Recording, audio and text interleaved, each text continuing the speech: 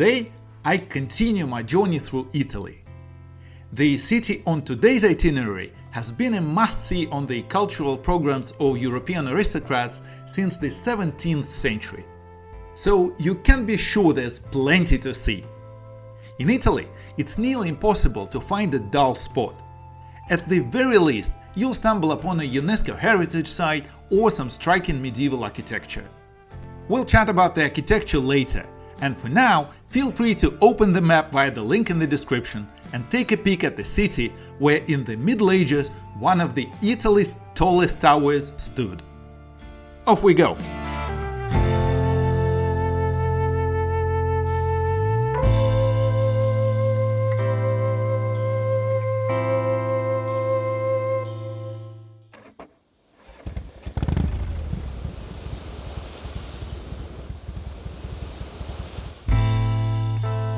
Let's begin, as always, with a little history.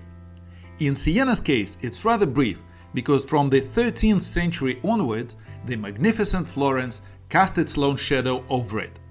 I mentioned this briefly in a previous episode.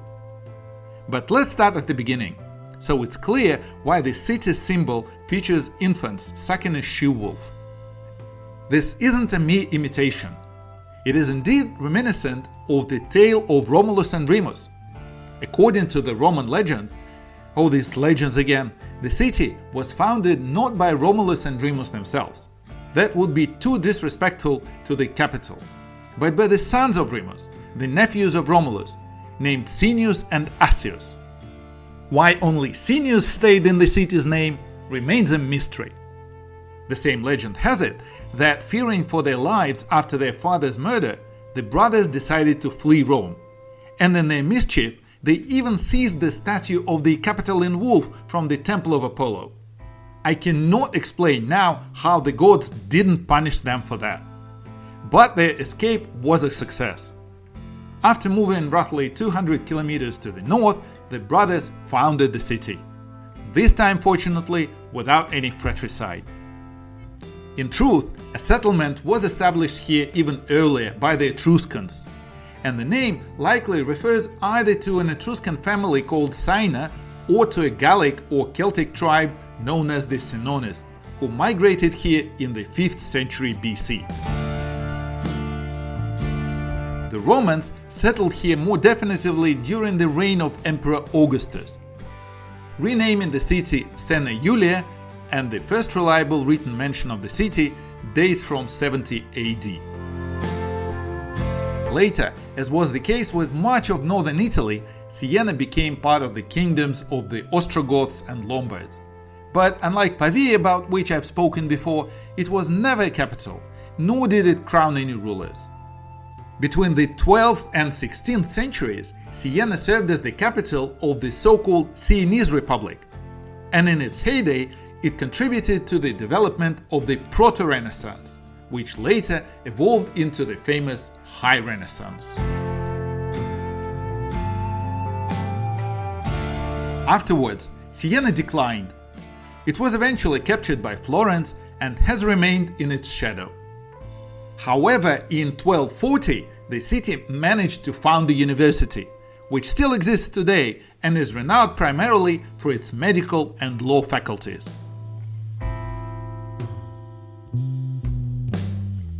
Like many medieval European cities, Siena was not spared by the plague in 1348, which, as was all too common among the less educated, led to a surge in religiosity and even produced a couple of saints for the Catholic Church. I'll talk more about one of them later. Then things went further downhill. The city was captured by Spain in 1555 after an over a year-long heroic siege. Then the Medici, those very Florentines, assumed power. Siena was incorporated into the Tuscan duchy, and in 1624 a devastating earthquake struck. The only bright spot was the development of banking. Since 1472, and still to this day by the way, Siena has been home to the Monte dei Paschi Bank. I'll mention it again when we take a stroll around the city. Later, the French under Napoleon captured Siena, and after his fall, the city returned to the Tuscan state, then known as the Grand Duchy. Fortunately, Siena suffered little during the Second World War, so its central area has remarkably preserved its medieval appearance.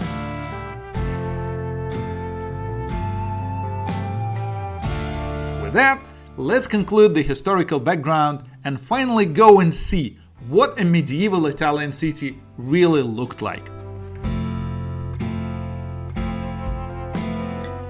I suggest we begin at a rather symbolic spot, one of the ancient city gates. There were, of course, several, and many can still be seen today. I'll start in the south, at the so-called Roman or New gates. Well, new is a bit of a misnomer here, dating back to the early 14th century, 1327 to 29, and built on the site of the destroyed monastery of Santa Barnaba. Yes, they could easily demolish monasteries in the 14th century. The road beyond the gates led south, as the name implies, towards Rome. Strangely enough, this is the very same road with which I began my first day in Rome in that episode, the Via Flaminia, though it isn't called that here, of course. But it was here where, after the siege of the city in 1555, the Spaniards let the last defenders out with honors. In the mid-15th century, the gates were adorned with a fresco of the Madonna to emphasize the divine protection of the city. But as you know, it didn't help the city much, and in 1978 the fresco was removed entirely due to the threat of deterioration and transferred to the Basilica of San Francesco. The Roman gates themselves are a rather monumental construction. In fact, they consist of two gates, most likely opened alternately for security, with a vast space between them. I saw a similar arrangement in Istanbul, though here the scale is of course incomparably grander.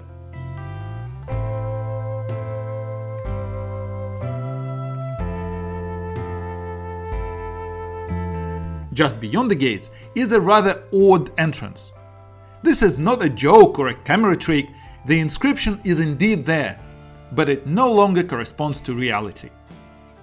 In fact, this is the former building of the 12th century San Nicola Monastery, which in 1818 was converted for the reception and treatment of patients with mental disorders.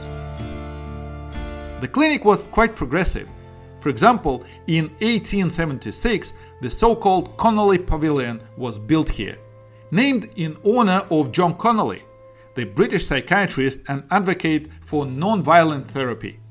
Amusingly, the pavilion bearing his name was the section with the strictest conditions in the clinic, used for confining patients dangerous both to themselves and others.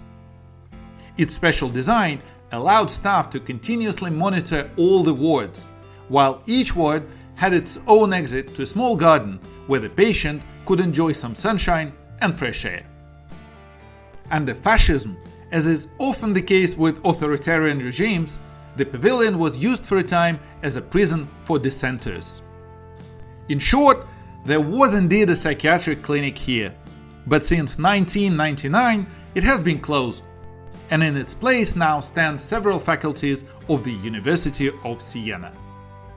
Well, I meant to keep this brief, but it turned into quite the long tale. Right, let's move on.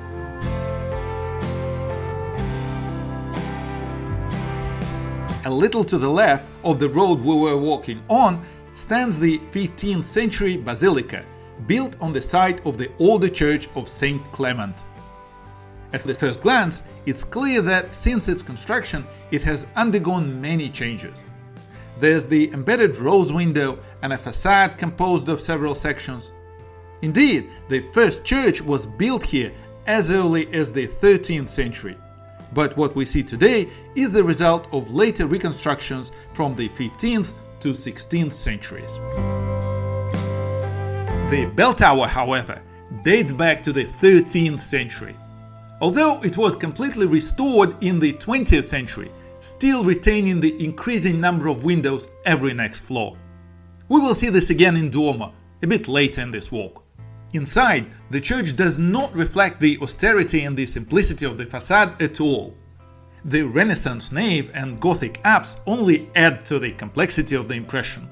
Yet one can admire several works of art, mostly dedicated of course to the life and death naturally of Saint Clement. And for those interested, there's also an antique 13th century Madonna in the Byzantine style.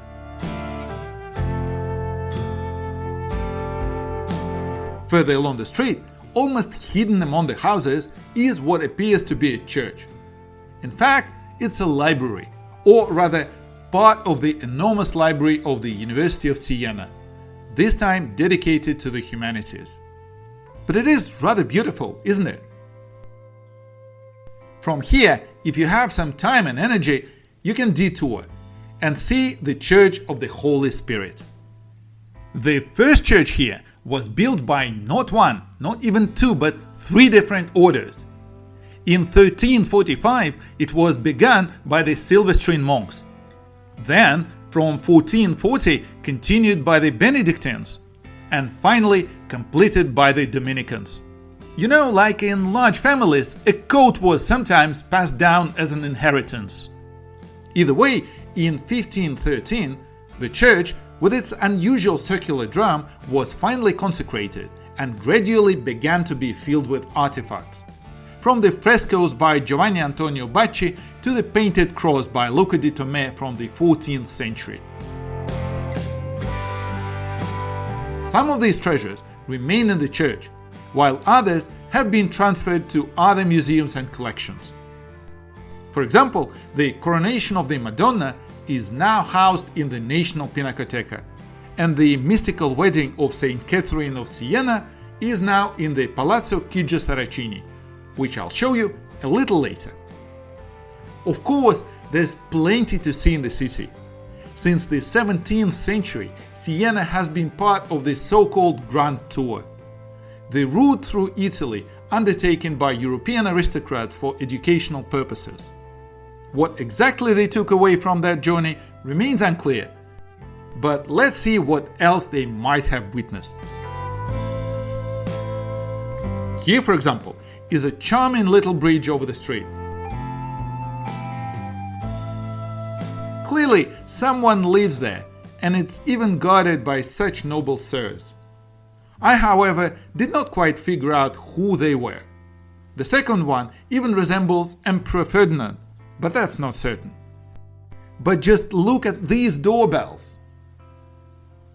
A little further down the street, you can't help but notice the Church of San Giorgio.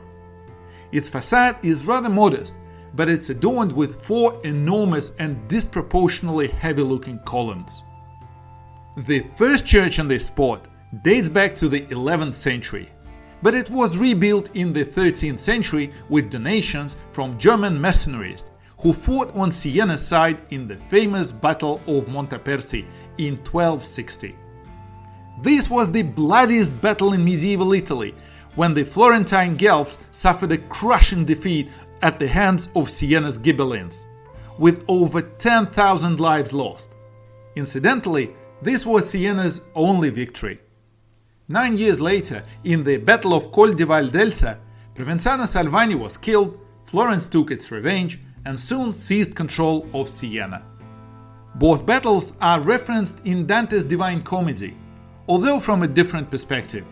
He describes them from the Florentian side. Meanwhile, the pleased German heavy knights, having been paid double their usual wage before the battle, strutted about and rebuilt the Church of San Giorgio, whom they believed had helped them in the battle. In 1738, the church was rebuilt again, and now it appears lavish, as befits the canons of Baroque architecture. The medieval version was much humbler, and only the bell tower has survived to this day.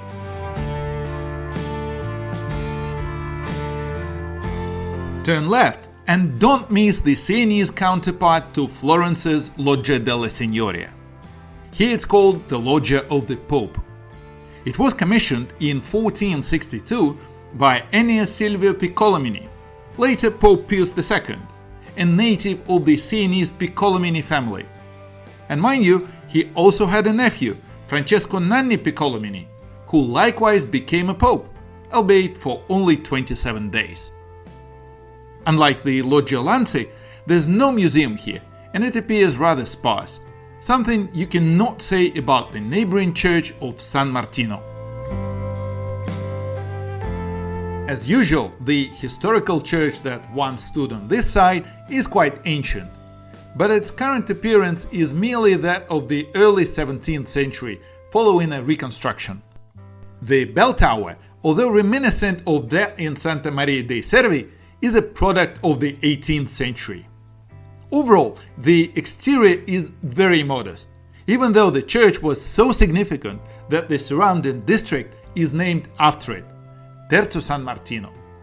However, the interior is richly adorned, boasting a beautiful and lavish altar and dome with a multitude of stained glass windows and decorative paintings. Among the unusual subjects is a 1636 painting by Guido Reni, titled The Circumcision of Christ. I know that there are several other depictions of this heart-rending event, but for me, this was the first encounter with it. By the way, there are reportedly as many as 18 prepuces. That's indeed what they're called. With your permission, I won't go into the details about the length required to trim so many of those. You decide for yourself how authentic these artifacts are. Outside, along endless and incredibly charming streets, you arrive at the main city square, Piazza del Campo. It is so strikingly large compared to the narrow streets leading to it that upon stepping out, you feel compelled to pause and catch your breath, as if before diving into water. And indeed, many do just that. The center of the square is practically empty, while along its perimeter there are dozens of cafes where, if you have the time, you can acclimatize and take in the grandeur of the square over a cup of coffee. The square, shaped like a giant shell, appears very coherent and unified, in part because since the 17th century, Siena has enacted several special regulations dictating the appearance of buildings facing the square, including details of their facades, entrances, and even the windows permitted. Notice that the paving of the square is different. In the center, since 1333, it has been laid with fine beige cobblestones resembling brick, while around the perimeter, larger darker stones have been used since 1348. Moreover, the square isn't flat at all, but resembles a vast amphitheater. And this is no accident.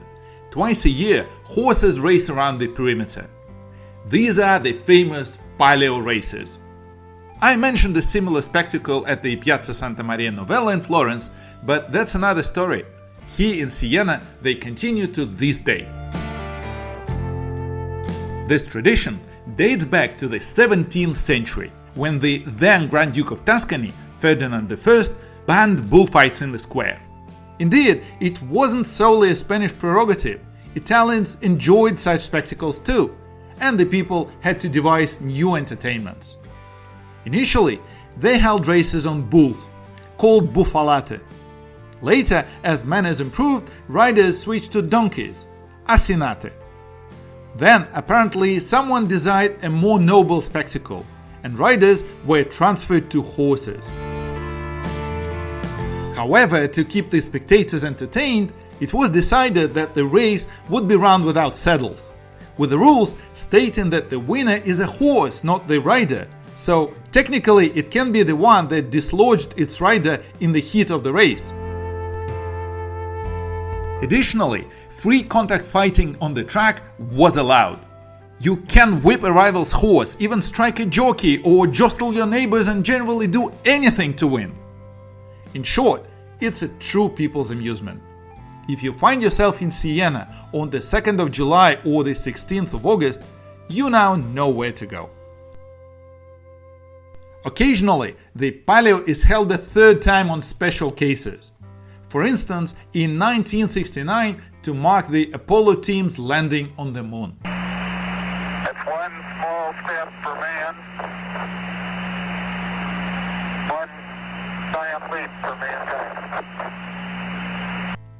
At other times, the square is a magnet for endless tourists. There's plenty to see even when there are no races. The main attraction, of course, is the Palazzo Pubblico and its adjoining tower. Today, this building houses the city museum, although historically, in the late 13th to early 14th centuries, it was built solely for the city's leaders, the Council of Nine during the Republic and the Podestà. Shortly thereafter, between 1325 and 1348, the Torre del Mangia was added. It stands at 102 meters, matching the height of the Siena Cathedral, which we shall see shortly. Such equality was intended in the 14th century to symbolize the parity between secular and religious authorities. Contrary to popular legend, the tower was not the tallest in Italy. 39 years earlier, the Torrazzo in Cremona had been completed, and it was 10 meters taller. A rare occurrence, the tower in Siena received its name Mangia not in honor of a sculptor or patron, but in fact after its first bell ringer, Giovanni di Balduccio, who was nicknamed Maggia Guadagni, that is the spendthrift, for his profligacy, sloth, and according to some accounts, astonishing gluttony. Well, that's one way to stay in history. Like nearly every bell tower, this one also features a clock. But it's rather special. It has only a single hand and an unusual number 4, just like the one I showed you in Riga. The tower boasts not one but 2 observation decks. I didn't venture up there, but you're welcome to if you fancy it. Just note, there is no lift. Incidentally, the tower has often inspired architects. A Joseph Chamberlain clock tower, or as it's commonly known Old Jaw, based on its design, was built at the University of Birmingham. There's also a tower in the Grimsby docks, which served as a huge water reservoir. In the US, there's the tower of the Waterbury Union Station in Waterbury, Connecticut, and the Pilgrims Monument in Provincetown, Massachusetts. There is also a little courtyard accessible from the square. It is well worth exploring even if you do not plan a visit to the museum. The courtyard offers amazing perspective and views on the less official side of the palace, as well as on the tower from below.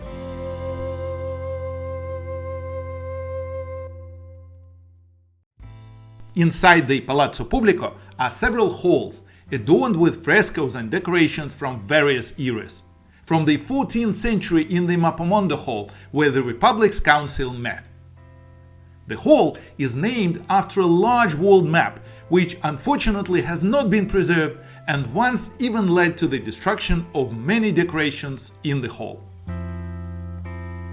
In the next Hall of the Nine, where meetings of the supreme governing bodies of the Sienese Republic were held in the 14th century, there are frescoes from 1338 and 39 illustrating allegories of good and bad governance and their consequences. For instance, there's a depiction of good governance in the city, leading to justice, moderation, generosity, wisdom, courage, and peace. And then a portrayal of good governance in the countryside. The landscape, incidentally, corresponds to the real surroundings of Siena, along with a figure of safety. In one hand, she holds a scroll as a reminder to the need to honor her, and in the other, a gallows as a warning to those who do not. And then there is bad governance. Do you recognize it? It is tyranny, surrounded by greed, pride, vanity, deceit, treachery, cruelty, malice, division, and war, with overthrown justice lying at its feet. And what a pity that some modern rulers have completely forgotten about this reminder from the 14th century. The Balea Hall was used for meetings of commissions set up by the city council to resolve specific issues. A structure laid out in one of the earliest written constitutions in Italy in 1179. Here there are early 15th century frescoes depicting the life of the Pope Alexander III Bandinelli, who was born in Siena and fought against Frederick Barbarossa, whose coronation in neighboring Pavia I have already recounted in a separate episode. The next consistory hall was used for government meetings, and was decorated in the 16th century with the frescoes by Domenico Beccafumi. The most recent of all is the Risorgimento Hall, adorned at the very end of the 19th century after the death of Victor Emmanuel II, and dedicated, as you might guess, to the unification of Italy. The palace also features a Gothic chapel with a separate entrance directly from Piazza del Campo. The chapel was built ex voto in honor of the Virgin Mary, in gratitude for the end of the 1348 plague, and is adorned with sculptures and frescoes of great figures from the past, at least according to the Sienese, such as Cato, Scipio, Pompey, Cicero, Judas Maccabeus, and many others. There is also a fountain in the square. It has a cheerful name but a rather sad history. The Fountain of Joy was commissioned by the city council around 1340, and its construction entrusted to two local sculptors, Agnolo and Agostino. They created the basin and brought water in from a reservoir 30 kilometers away. Then Agnolo left, while Agostino stayed on to design the decorative elements of the fountain. In fact, he died right in front of the fountain before he could complete his work, which then stalled for 69 years until another local native, Jacopo della Quercia, arrived in Siena and was commissioned to finish the decorations, which he successfully completed 10 years later in 1419. The sculptures currently visible on the street are, as is often the case, copies. The originals were carved from relatively soft Sienese marble and over the years have deteriorated. One of them, Re Silvia, was even broken in 1743 when a spectator at the Palio climbed onto it and knocked it over. The new sculptures were made in 1859 by the Sienese sculptor Tito Sarocchi, because the original 15th century works were preserved and moved to the Santa Maria della Scala Museum near the cathedral, to which we shall soon proceed. At that time, the fountain was also slightly repositioned to its current location. It seems that after the square, everyone is a little tired, so let's move on. The streets remain medieval, and if you're in less than comfortable shoes, this very sign might be referring to you.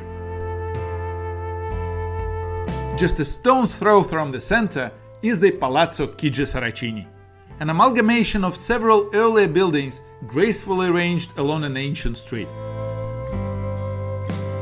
Until the mid-20th century, it belonged to the Chigi-Saracini counts, who later bequeathed it to the music academy they founded. After Piazza del Campo, which was the center of secular power, comes the ecclesiastical heart of Siena, the cathedral, a 13th century marvel featuring a dome from 1264 and a lantern crafted by Gian Lorenzo Bernini. As is customary, the cathedral does not stand on an empty site. In the 9th century, there was already a church and the bishop's palace here, though no records survive of their appearance. We do know, however, that it was in this very church that the synod was held which elected Pope Nicholas II, the one who kick-started Florence's development, and deposed Benedict X, who was naturally then designated as anti-pope. We only know that the present cathedral was consecrated on 11th November, though the year remains unclear. There's a legend that it was in 1179, but that cannot be true, since the committee for its construction was established only in 1196. The copper apple on the dome was paid for in 1264.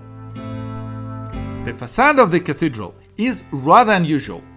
Giovanni Pisano shifted the side portals to the center, so that the walls of the nave and the pinnacles do not rest on the columns between the portals. This decision was, to say the least, very brave, as it might have led to structural instability, but as you can see, it worked brilliantly well. Personally, I find it quite striking, precisely due to its slight defiance of classical rules, and I must admit, a certain overabundance of decoration. Such exuberance in Gothic style is more common for France or maybe Germany, but rather unusual for Italy. Later, the cathedral was gradually extended. A baptistery was added, lengthening the nave by almost 20%. But everything proceeded without major changes until in 1322 someone suddenly conceived the idea of dramatically expanding the building.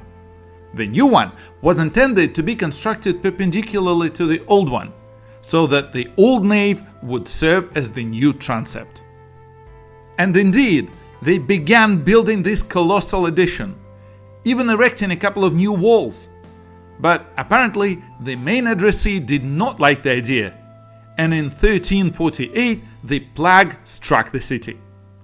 When it subsided, it turned out that the foundation was shallow, the materials subpar, and overall the project was abandoned. These unfinished walls have stood as a silent reminder ever since. Yet inside the cathedral, there's everything one could wish for. It is so richly endowed with treasures that I risk getting stuck here for ages, and this tour might easily stretch on for several hours. I do not want to do it with a trembling picture filmed on the run. Please come to Siena and see it all for yourself. I'll just say that here you will find a mosaic floor featuring works by various artists in styles ranging from the 14th to the 16th century, as well as a 13th century pulpit crafted by Nicola Pisano with its apprentices, one of whom was, for instance, Arnolfo di Cambio, who later contributed to the construction of Florence's Santa Maria del Fiore. It is also worth peeking into the chapel of John the Baptist. In 1464, Pope Pius II brought the finger of John the Baptist into the cathedral, and it is still kept here. The rest of the hand is claimed to be in Montenegro, although the Turks assert it is in their Topkapi Museum, and the Egyptians insist it is with them. Well, believe what you will, but in any case, there are reportedly as many as 11 index fingers in existence. Yet the sculpture of John the Baptist in the cathedral is unquestionably the work of Donatello of 1457, and it is definitely worth a look. Directly opposite, on the right, is a small chapel housing the icon of Madonna del Voto from 1659, constructed by Bernini at the behest of Pope Alexander VII Chigi, another native of Siena. The columns for the chapel were brought from the Lateran Palace in Rome. It is also interesting to visit the so-called Piccolomini Library. I've already mentioned the uncle and nephew of the Papal Loggia, Pope Pius II and Pope Pius III, and they certainly left their mark on the cathedral. For the storage of manuscripts and books, the uncle of Pius III founded a library, and in the early 16th century, Pinturicchio decorated it with scenes from the life of Pius II, assisted by Raphael. Here, it is said he even depicted themselves together. To the left, before the entrance to the library, is an altar that many overlook in ignorance. However, this altar was also commissioned by Pius III in memory of Pius II, and was initially entrusted to Andrea Bregno. However, he did not complete the work, and in 1501 the commission was handed over to the then 26-year-old Michelangelo, who, while working on his statues alongside his work on David, created 4 statues for the altar, though he later switched entirely to David, also leaving the altar unfinished. Nevertheless, 4 of Michelangelo's statues remain here. By now, there are so many Renaissance references that I propose we head outside to not be bored. Past another reminder of Siena's Roman origins, we arrived at an elegant, though again rather empty, 15th century loggia with a later upper floor. This is the so-called Loggia Mercantzia or Loggia San Paolo, built as an embellishment to the city and noted for its statues of Saints Peter and Paul, as well as those of the city's patron saints, San Savino, Sant'Anzano, and San Vittore. Now, let's stroll over to another church, that of St. Christopher, which played an important role in the victory over Florence in 1260. This historic church was constructed around the 11th or the 12th centuries, and in 1260 it was here that representatives of the Pavia Council of 24 and ambassadors from Florence met, and the latter demanded the surrender of Siena and the dismantling of its walls. The Sienese realized that the war was inevitable, but their army was insufficient, and funds for German mercenaries, those who later rebuilt San Giorgio, were lacking. On hearing this, Salimbeni, one of the traders and bankers even before the founding of the Monte dei Paschi Bank, simply got up, went to his nearby home and returned with a wheelbarrow containing about 120,000 florins. For context, Michelangelo only received about 400 florins for 5 years of work on David. Also, legend has it that it was here that the famous Sienese Saint Catherine reconciled the warring families of Macconi and Tolomei Ribaldi. When they were all gathered nearby, Catherine fell into a trance during prayer. Not the most conventional method, of course, but they say it worked. If you still have the strength and time, you can take a stroll to the Basilica of San Francesco, dating from the early 13th century, though it was extensively rebuilt in 1655 and restored in the late 19th century. I can't say it astonishes with its decoration, but it's certainly architecturally unusual. The vast space is reminiscent of Constantine's Basilica in Trier, except here the stained glass and interior finish have been preserved. I also promised to tell you about the oldest Italian, indeed the oldest in the world, bank. Remember Salimbeni who provided the city with funds for the German knights? Well, this is the place where his family lived. It seems that this was also the place he visited to fetch that wheelbarrow. Then, 212 years later, on 4th March 1472, in the very same building, what a coincidence, a Catholic loan institution was established, lending money to the faithful at a low interest rate. A further 152 years later, it was transformed into the Monte dei Paschi Bank, which exists to this day, making it the oldest bank in the world. The Salimbeni Palace now serves both as the bank's headquarters and as a repository for art collections, specializing in the Sienese school of painting.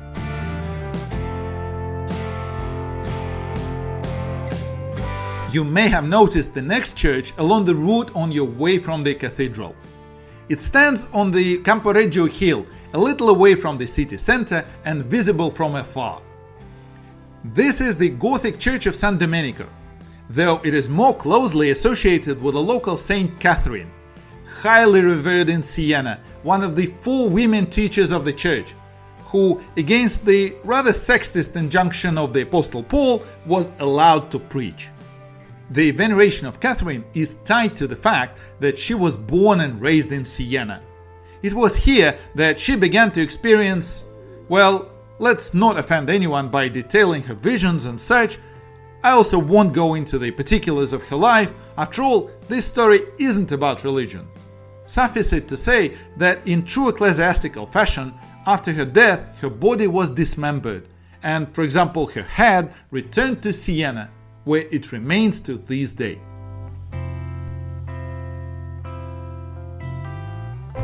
The interior of the church, with its vast unified space, is very similar to that of the Basilica of San Francesco.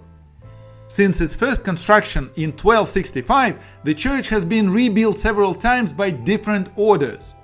Until the end of the 18th century, it belonged to the Dominicans, then to the Benedictines until 1912, and then, for some reason, back to the Dominicans after 1920.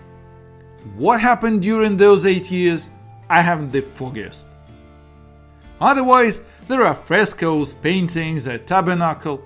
If you're not an ardent admirer of dismembered heads and the Sienese school, these genuine 14th to 16th century works might not leave you particularly impressed by the end of the day. The last church along the route is that of St. Andrew. It is the oldest and therefore the simplest. First mentioned in 1175, it, like many others, has been restored over time, but it has retained its original simplicity of decoration and form. It isn't barren, but it hasn't been graced with any particularly notable artifacts. You know, like a real workhorse of religion, not awe-inspiring, but it provides a roof over your head and walls to shield you from the wind when needed. The final stop of this tour is at last non-religious. In the mid-16th century, Siena was under Spanish control, and the governor of Charles V, Diego de Mendoza, decided to build a fortress in Siena, on the site of the Cistercian monastery that had been destroyed 25 years earlier, in order to consolidate the king's authority and at the same time remind the Sienese of their place. To this end, he even ordered the demolition of certain city structures to obtain stone for construction. It turned out quite the opposite. In 1552, Siena rose up with the support of the French king Henry II, expelled the Spaniards and attempted to regain its independence during the so-called Eighth Italian War. But just 3 years later, after suffering defeat in the Battle of Marciano and displaying feats of heroism during a year-long siege by the Spaniards, Siena ultimately submitted, first to Spain and then to Florence. Cosimo I de' Medici, upon entering the city, ordered the fortress to be rebuilt on the same site, and in just 7 years, Fort Santa Barbara was constructed. However, another name caught on, the Medici Fortress. It served as a military installation until 1779, when it was demilitarized and converted into a public space, where events and concerts are now held. For instance, those organized by the National Jazz Academy located here.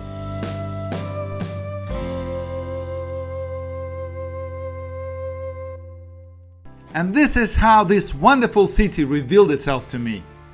Festive, freedom-loving, artistic and opulent, it is perceived much more lightly than the ancient Rome or exalted Florence. Is it worth coming to Siena? I believe it definitely is worth spending a day or even two here. Because here's how Guido Pioveni described Siena. Siena, a mysterious city made like a snail, with the streets twisted on top of each other, awaits us under the towers and the huge moon. It is the city of Italy that has remained most in its entirety, a city in the Middle Ages. Una città del Medioevo. What else is there to add? If you really want to see how this beauty looks, just come and visit. Ci vediamo a Siena!